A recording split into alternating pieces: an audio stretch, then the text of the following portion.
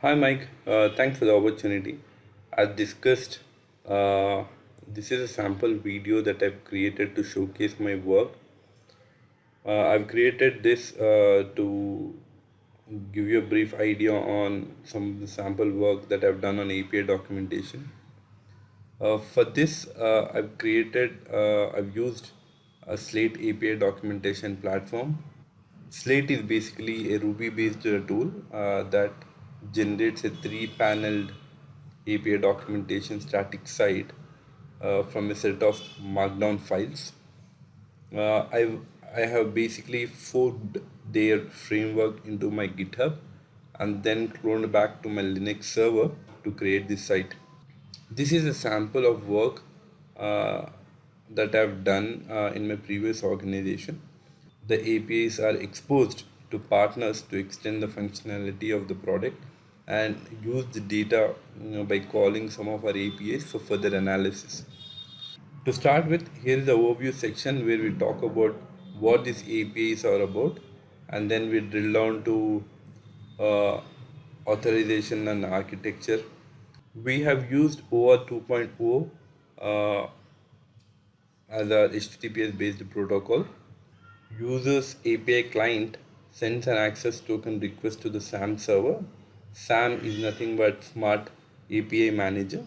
SAM server authenticates and responds with an access token. User sends an API request along with the access token to the API server, and API server in turn validates the token with the SAM server.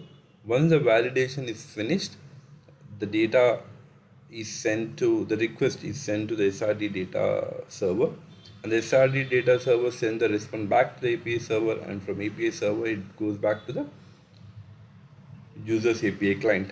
So this is a simple architecture diagram that we want to showcase to our developers on how our infrastructure is placed.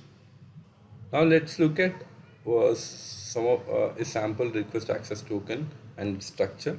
We have a sample URI, and then we have key value pairs, and then what is the response that you want to receive once you send the HTTP request as a post method.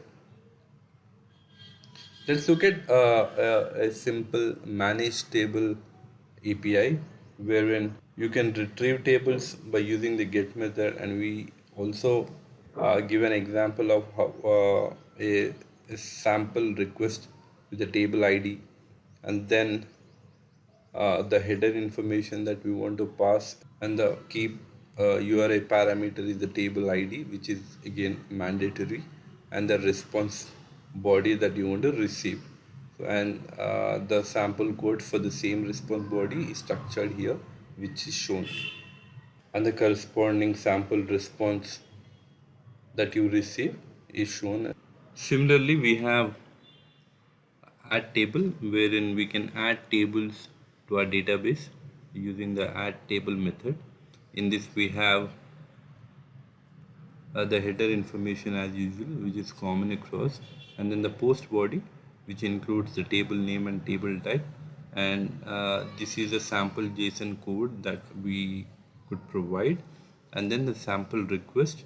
The response is what you get from, and at the end you can always give your error messages and the corresponding codes and what they mean. So that concludes a small presentation on the work that I've done on the API documentation.